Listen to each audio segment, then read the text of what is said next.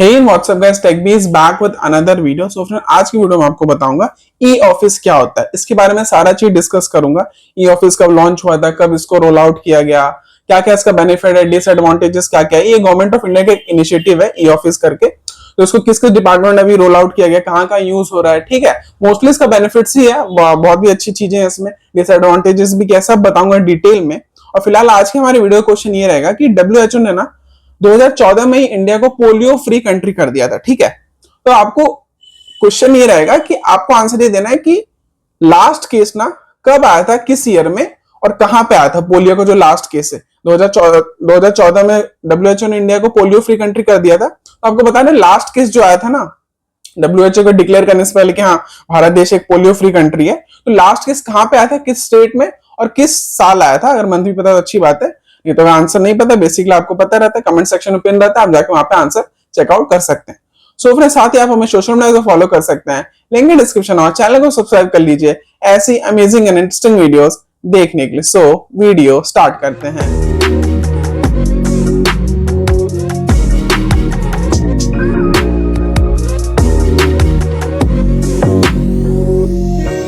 जो e office है ना आपका, बेसिकली गवर्नमेंट ऑफ इंडिया का एक प्रोजेक्ट है। तो ये शुरू हुआ था 2008 और 9 में। अभी हमें लग रहा होगा कि अभी शुरू होगा, ऐसी बात नहीं है। 2008-9 में इसको एज अ मतलब इसको प्रोजेक्ट को डाला गया था कि हाँ ई ऑफिस करके कुछ होगा, लेकिन इसका ऑफिशियल लॉन्च ना 2010 में हुआ था, ठीक है, 2-3 साल बाद। और जो इसका अगर मेजर रोल आउट और ये सब देखा जाए ना, 2014 जो ईयर था ना, उससे मेजर इसको बूस्टअप और रोल आउट उसको मिला गया, मार्च के महीने में मिला गया, ठीक है। और ये डेवलप हुआ था आपका, डेवलप किसने किया था, नेशनल इंफॉर्मेटिक्स सेंटर, जो आपका NIC कहता है शॉर्ट फॉर्म में, जो ministry of information and technology के अंदर आता है, ठीक है, जिसको मैती भी कहते हैं शॉर्ट फॉर्म में, ठीक है। और अगर देखा जाए इसमें बेसिकली पता देखते हैं कि कहाँ कहाँ किस किस डिपार्टमेंट में यूज होता है। अगर एज पर माय नॉलेज ये आपका जो इनिशिएटिव है ना, सबसे पहले इंडियन एयरफोर्स के द्वारा लिया गया था। उन्होंने ये लॉन्च किया था ई ऑफिस ई गवर्नेंस करके, ठीक है। और भी डिपार्टमेंट्स थे, मैं उसको लिस्ट आउट मैंने कर रखा है, मैं आपको बताता हूँ, ठीक है। सबसे पहले तो वही मिनिस्ट्री ऑफ डिफेंस, मैंने जैसे बताया आपका एयरफोर्स हो गया, ठीक है। फिर आपका मिनिस्ट्री ऑफ होम अफेयर्स ने भी किया है इसको, ठीक है।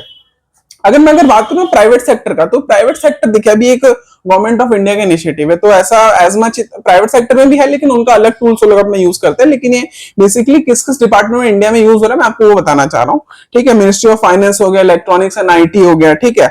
आपका रेलवे बोर्ड हो गया, जोनल रेलवे जो होते हैं वहां पे हो जाता है, ठीक है। और आपका central board of direct tax, और भी बहुत सारे डिपार्टमेंट है। और स्टेट्स अगर देखा जाए तो आपका हो गया केरला, तमिलनाडु, मतलब फिर आपका महाराष्ट्र, हरियाणा, राजस्थान, मतलब साउथ और आपका वेस्ट साइड में ना, वहां पे ज्यादा यूज इसका हो रहा है। अभी नॉर्थ में आ रहा है, लेकिन अभी इसको टाइम लगेगा, धीरे धीरे करके आ रहा है, ठीक। अब मेन फंडा है कि ई ऑफिस होता क्या है। मैंने आपको ये तो बता दिया कब लॉन्च हुआ, क्या क्या मिनिस्ट्री इसके अंडर थी, मतलब किसने डेवलप किया, कहाँ का अभी फिलहाल यूज हो रहा है। अब बात करते हैं बेसिकली है क्या। देखिए ई ऑफिस ना आपका, ई देखिए किसी वर्ड क्या, मैंने बहुत सारी वीडियो में आपको ये मैंने पॉइंट आउट किया है चीज कि ई जिसके सामने आ गया मतलब इलेक्ट्रॉनिक्स, मतलब कुछ भी चीज डिजिटली करना, ठीक है। ई ऑफिस मतलब अब जैसे हमारा नॉर्मल ऑफिस होता है ऑफलाइन, वैसे ऑनलाइन ऑफिस हो गया, ठीक है। तो इसके बहुत सारे बेनिफिट्स है, ठीक है। अगर सबसे पहला बेनिफिट देखा जाए इन्वायरमेंट को लेके, सबसे पहला बेनिफिट आपका आ जाएगा कि एक कॉस्ट कटिंग भी करता है। मतलब देखिए अब नॉर्मल ऑफलाइन ऑफिस में रहते हैं बेनिफिट्स, अगर देखा जाए इसका ई ऑफिस का, तो पेपर वर्क बहुत रहता है उसमें, हमें पेपर चाहिए, तो उससे क्या होता है, पेपर बेसिकली पता है आपको पेड़ चाहिए रहता है, पेड़ ज्यादा कटेंगे तो इससे आपका क्या होगा ना, इन्वायरमेंट भी इनडायरेक्टली आपका, बहुत इनडायरेक्टली क्या डायरेक्टली कह सकते हैं, बचता है। तो इसमें आपका पेपर का कॉस्ट कटिंग हो जाएगा, पेपर का पैसा नहीं लगेगा, ठीक है। पेपर नहीं आएगा, पेड़ कम कटेंगे, ठीक है। और अगर देखा जाए तो इसमें ट्रांसपेरेंसी रहेगा, ठीक है। कौन अब इसमें करप्शन का भी सीन बहुत कम हो जाता है, ठीक है। हर चीज ऑनलाइन ट्रांसफर एक सिस्टम में रहेगा, स्टेप बाय सारा चीज इसमें रहेगा कि हाँ इसके बाद ये प्रोसेस है, ये अब देखते हैं हम कुछ ऑनलाइन ऑर्डर प्लेस करते हैं तो दिखाता है order place, ship by seller, एक एक स्टेप का वहां पे हमें डिटेल मिलता है कि हमारा ऑर्डर के साथ भी क्या हो रहा है। वैसी कोई भी फाइल अगर हम सिस्टम में डालते हैं ई ऑफिस के द्वारा, तो उसमें ये सारा पूरा ट्रांसपेरेंसी और अकाउंटेबिलिटी रहता है, किसको ये काम करना है किसको नहीं, ठीक है। और देखा जाए कि अब देखिए, अब नॉर्मल देखिए, अब मान लीजिए हम ऑफलाइन ऑफिस में काम कर रहे हैं, तो होता है कि यार जब तक साहब नहीं आएंगे तो साइन नहीं होगा। अब सीन ये है कि इसमें क्या होगा, डिजिटली आप साइन कर दीजिए, कोई इश्यू नहीं, आप ऑफिस कब पहुंच रहे कब नहीं। मेनली अगर है ऐसा भी नहीं, ऑफलाइन ऑफिस भी चल रहे हैं गवर्नमेंट में, लेकिन ई ऑफिस का बेनिफिट ये रहेगा कि आप रिमोटली इसको कहीं से भी एक्सेस कर सकते हैं। अब देखिए, अब साहब का साइन चाहिए तो साहब को जाना पड़ेगा ऑफिस, ठीक है, उसके लिए जाओ, ट्रैवलिंग, सब सारा इशू आएगा। लेकिन ई ऑफिस जब से लॉन्च हुआ है, तो मान लीजिए कि अब किसी सीनियर का या किसी का भी साइन चाहिए, तो डिजिटली वो फाइल भेजा, उसने डिजिटली साइन किया और डिजिटली जहां जाना था वो चला भी गया। अब ऑफलाइन में आपको समझिए क्या दिक्कत होगी, इसका सेम ऑपोजिट हो जाएगा, ठीक।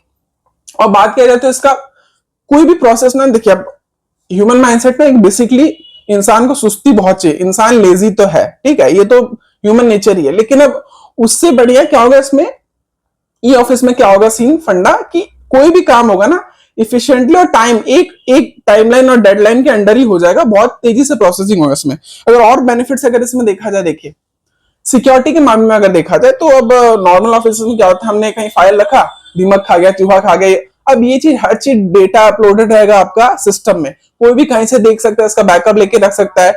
हाँ, फिर सिक्योरिटी में अगर देखा जाए तो हमें अच्छे अच्छे सिस्टम बिल्ड करने पड़ते हैं, तो बहुत सारा बेनिफिट हो जाएगा। और अगर देखा जाए तो इसका आपका, अब देखिए कभी भी जैसे ऑडिट वगैरह चलता है इंडिया में, तो अब देखते हो कितना करप्शन केस वगैरह भी निकल जाता है, तो इसमें अच्छे से सुपरवाइज कर पाएंगे, सीनियर है कोई भी इसको देख पाएगा, ट्रांसपेरेंसी रहेगा, मेन बात तो ये रहा, ठीक है। एनवायरमेंट का मैंने बताया, फिर कैसे एक इंडिविजुअल को भी सही लगेगा कि कहीं से रिमोटली एक्सेस कर लेगा, बस क्या चाहिए, डेटा चाहिए आपको, रिमोटली अपना वेबसाइट है, पोर्टल खोलो, वहां से एक्सेस करो, जो करना है, ठीक है। ये तो कुछ बेनिफिट्स रहेगा, बेनिफिट में तो बहुत ही ज्यादा हो गया। अब थोड़ा डिसएडवांटेजेस देखा जाए ना, तो सबसे पहले देखिए स्टार्टिंग से ही हमारा डिजिटल इंडिया कब से, यही 2010-11-12 से शुरू हुआ डिजिटल इंडिया, जो भी इनिशिएटिव था 14 से, तो उस टाइम से धीरे सबको ना इसको कोप अप करने, सबको लेने के लिए ना थोड़ा टाइम लगता है। मैंने एक, शायद अब मेरे को ध्यान नहीं आ रहा, मैंने डिजिटल गैप पे मैंने पता नहीं वीडियो बनाया कि नहीं। डिजिटल गैप ये होता है कि अब देखिए डिजिटल गैप अगर इस समय देखा जाए तो गांव वालों से, अब देखिए हम वहां जाते हैं तो सबके फोन में भी देखते हैं टिपिकल कीपैड फीचर फोन रहता है, तो वो लोग उस चीज को एक्सेस या चीजों को समझ नहीं पाते कि आज की दुनिया कैसे चल रही है, मतलब वो डिजिटली डिवाइड रहते हैं, डिजिटल डिवाइड भी कहते हैं। तो इसमें आपका क्या हो जाएगा, तो अगर ये सिस्टम अगर हर जगह रोल आउट होता है, अगर फटाक से हो गया ई ऑफिस वाला, तो दिक्कत क्या होगा, जो भी इंप्लॉयज उनको धीरे धीरे कोप अप करना है, चीजों को समझने में टाइम लगेगा, तो इससे क्या होगा ना, डिजिटल गैप क्रिएट हो सकता है कि हाँ किसी को समझ आएगा, किसी को नहीं आएगा, ठीक है, ये एक इसका डिसएडवांटेज हो जाएगा। अब देखा जाए तो थोड़ा सा, अब चीज डिजिटली हो रहा है तो किसी भी चीज में पैसा लगता है, तो इसमें वही है कि सरकार का था पैसा लगेगा, फंड इशू करना, तो वही थोड़ा धीरे धीरे टाइम लगेगा। जैसे मैंने बताया ना, आपने लिस्ट सुना स्टेट्स का, केरला, तमिलनाडु, आंध्र प्रदेश, राजस्थान, हरियाणा, इस तरफ अभी नॉर्थ साइड आना आ रहा है, लेकिन धीरे धीरे आएगा, ठीक है। और नॉर्थ ईस्ट में भी है, लेकिन बट कम है अभी थोड़ा। और देखा जाए कि आपको फिर सारे एम्प्लॉयज, कोई भी हो, रैंक नहीं मैटर करता है, कोई भी सारे एम्प्लॉयज को आपको ट्रेन करना पड़ेगा, हाँ ये ऐसे चलेगा, अब आपको डिजिटली साइन करना है, डिजिटली आपको ऐसे अपलोड करना, अपना फोटो, सिग्नेचर, जो भी है, जो भी आप करते हो, ठीक है। और इसमें देखा जाए कि थोड़ा डिसएडवांटेज क्या होगा, मान लीजिए कभी इलेक्ट्रिसिटी नहीं रहा, फॉर सेक ऑफ कह लीजिए, मतलब सरकारी दफ्तर में तो जो भी इन्वर्टर वगैरह रहता है, कभी बैकअप, पावर बैकअप नहीं है तो उसमें सिस्टम रुक सकता है, ये सब मतलब थोड़ा सा इसका डिसएडवांटेज। लेकिन बेनिफिट्स अगर देखा जाए तो बहुत ज्यादा है, कि एक इंडिविजुअल, एक एम्प्लॉय और एक सिस्टम, एक ऑफिस को चलने के लिए ई ऑफिस काफी ज्यादा काम करेगा। आई होप मैंने ई ऑफिस आपको अच्छे से समझाया हो। So friends, lastly thank you.